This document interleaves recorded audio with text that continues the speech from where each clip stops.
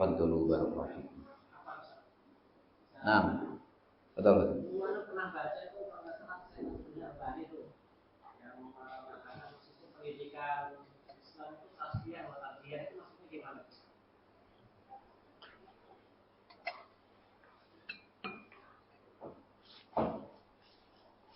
Jazakallahu khair. Pertanyaan yang bagus.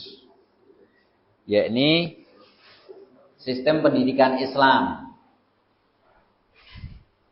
Rinciannya banyak, globalnya disebutkan oleh beliau, yakni at-tasfiyah wa tarbiyah. At-tasfiyah dari kata sofa. Sofa itu bersih, ya. Nah, sofa itu bersih. Allah. Murni. Nah, itu kalau usaha menjaga kebersihan, kemurnian, itu namanya tasfiyah. Nah, artinya apa? Pendidikan kita, Allah, kalau perkaranya tidak lain adalah usaha pertama adalah membersihkan tasfiyah. Dari apa? Dari penyimpangan, keburukan, kejelekan dibersihkan dulu. Nah, baru kalau sudah bersih, yang kedua adalah tarbiyah. Dididik, diisi yang baik. Nah, ya. Babnya ini adalah sebagaimana dakwah, sebagaimana taklim, sebagaimana tarbiyah yang dilaksanakan oleh para anbiya wal mursalin.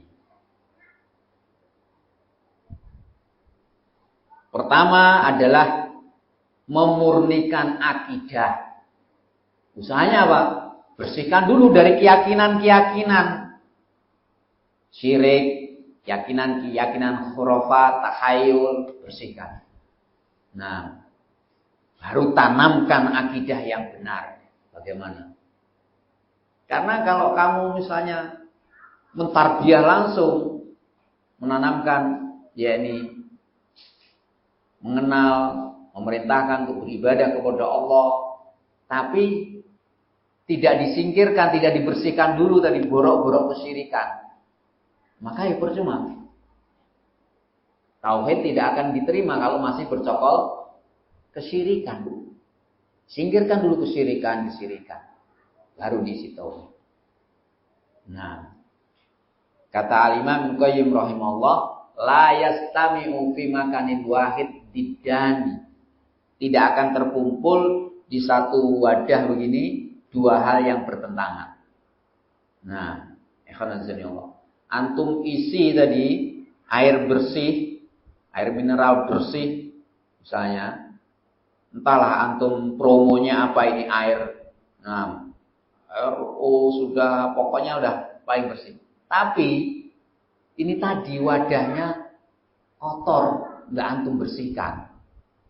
Langsung antum tuang itu air yang bilangnya bersih, airnya sehat, nah higienis.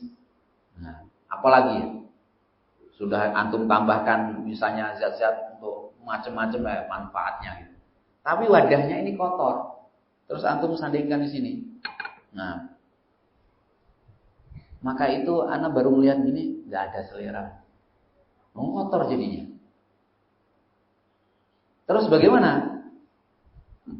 Antum promosikan air tadi dengan promosi yang bagus, manfaatnya baik, manfaatnya banyak manfaatnya.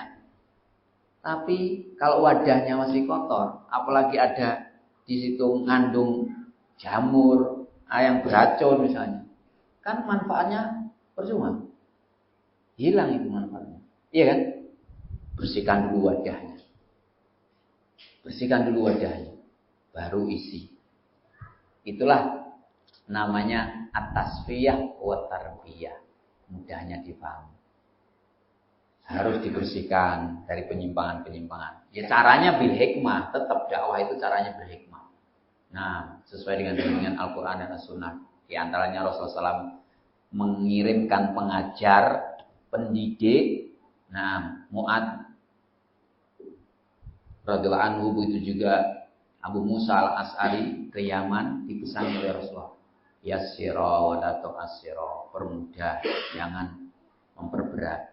Basyira wa la tunaffira, kasih kabar gembira, jangan membuat lari orang. Nah, caranya yang baik bil hikmah selama tidak melanggar syariat. Prinsipnya dijaga tasfiyah wa tarbiyah. Bersihkan dari yang kotor-kotor, baru isi yang baik-baik. Itu maksudnya tasfiyah wa tarbiyah. Sehingga harus tetap ada, tidak bisa hanya amar ma'ruf saja, nahi mungkarnya tidak. Tetap harus amar ma'ruf, nahi mungkar ditegakkan. Demikian. Bisa dipahami gambarannya? Barakallahu fikum.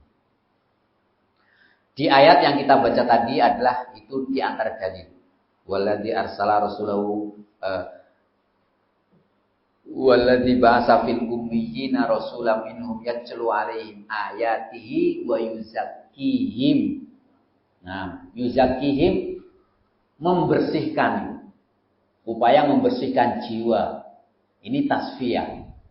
Baru setelah itu wa yu'allimuhumul kitaba wal hikmah, mengajarkan Al-Qur'an dan As-Sunnah. Ini tarbiyah. Itu diantara dalil yang disebutkan oleh para ulama. Usahanya Rasul ada tazkiyah, pembersihan jiwa dari borok-borok penyimpangan, akidah yang menyimpang, keyakinan menyimpang, akhlak yang menyimpang. Nah, melalui ayat-ayat yang dibaca oleh beliau, kemudian wa yu'allimuhumul kitaba wal hikmah, mengajarkan kepada mereka Alkitab dan Al-Hikmah. Ini prinsip at-tasfiyah wa tarbiyah. Barakallahu fiik. Wallahu a'lam bishawab. Ada lagi? Cukup insyaallah. Nah, betul.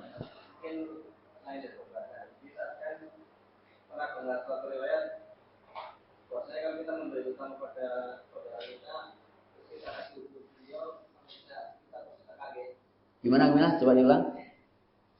Saat kita kasih utang ke saudara kita, Allah hari-harinya sudah bersangkut, terus kita kasih usul lah.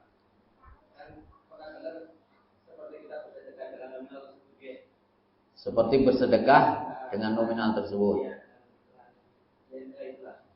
Terus pernah ditanya gitu ya. Terus kalau misalnya kita niat pinjamin orang ini si saudara kita, kata Allah kita nggak mampu, kita tahu loh ini kemungkinan bayarnya itu agak sulit, tapi kita kan duduk terus sampai dia berniat kayak gini, aku niatkan utang ini, insya Allah sampai kamu mampu atau kamu meninggal gitu. Dan misalnya kalau kamu meninggal, insya Allah aku sudah ikhlas. Tapi kalau antum belum meninggal, insya Allah apa ya perjanjian itu ada. Karena suci riwayatkan tadi itu supaya dia sedekah sampai ujungnya yang penghutang ini dulu lah. Nah, boleh kan apa? wallahu alam bishawab. Yang sampai kepada kita yang anak ketahui riwayat hadis Rasul alaihi salam, man yassara mu'siran. Nah, yassarallahu lahu fid dunya wal akhirah. Mu'siran itu adalah orang yang kesusahan membayar hutang. Siapa yang memudahkan, melonggarkan saudaranya yang dia kesulitan membayar hutang, maka Allah Ta'ala akan memberikan kemudahan dia dalam dunianya dan akhiratnya. Urusan dunianya dan akhiratnya. Itu keutamaan. Di antaranya memberikan kemudahan tadi pas di hari mengembalikan dia belum bisa, ya sudah dimudahkan, diberi udur. Nah, belum lagi, nah ya wes diberi udur. Nah, ikhwanazanillah. Kalau babnya ya sedekah, ya innamal a'malu binniyat. Nah, ternyata saudaramu belum membalikkan, belum antum nggak ada niat sedekah, ya nggak akan terhitung sedekah. Nah, Kalau mau sedekah, ya sudah dari awal misalnya, nah dia nggak bisa mengembalikan, udah gini aja, nah terus dianggap lunas, sudah, nah anak niat sedekah, ya sudah itu berarti sedekah.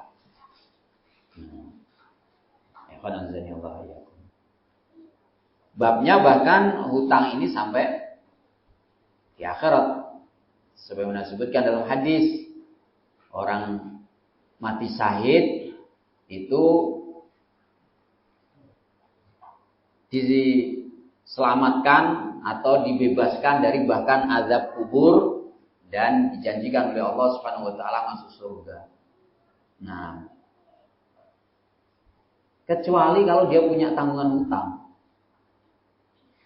Jadi aslinya adalah dia bebas dari azab kubur. Nah, kemudian di hari hisab, kecuali dia tanggung hutang, harus dihisab dulu.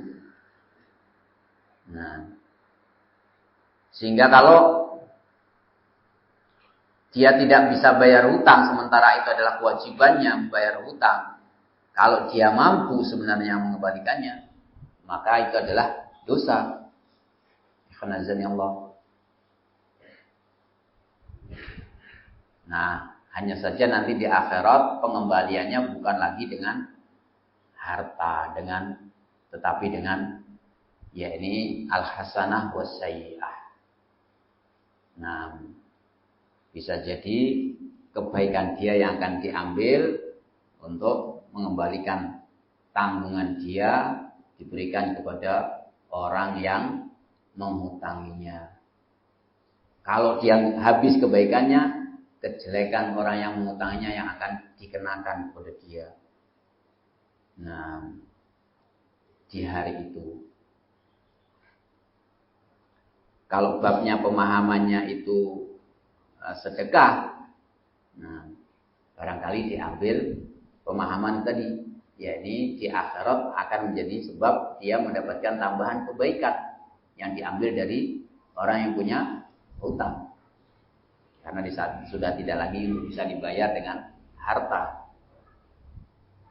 Nah, adapun akan menjadi sebab betul-betul sedekah, ya innamal a'malu binniyat. Wallahu a'lam bishawab. Ada yang kurang dari pertanyaan, jawaban yang kita sampaikan? Cukup? Nah, barakallahu fikum. Wallahu a'lam bishawab. Kita cukupkan, semoga ini bermanfaat. Kurang dan salahnya saya minta maaf. Wa akhiru da'wana alhamdulillahirabbil alamin. Subhanallah wa bihamdihi asyhadu an la ilaha illa anta astaghfiruka wa atubu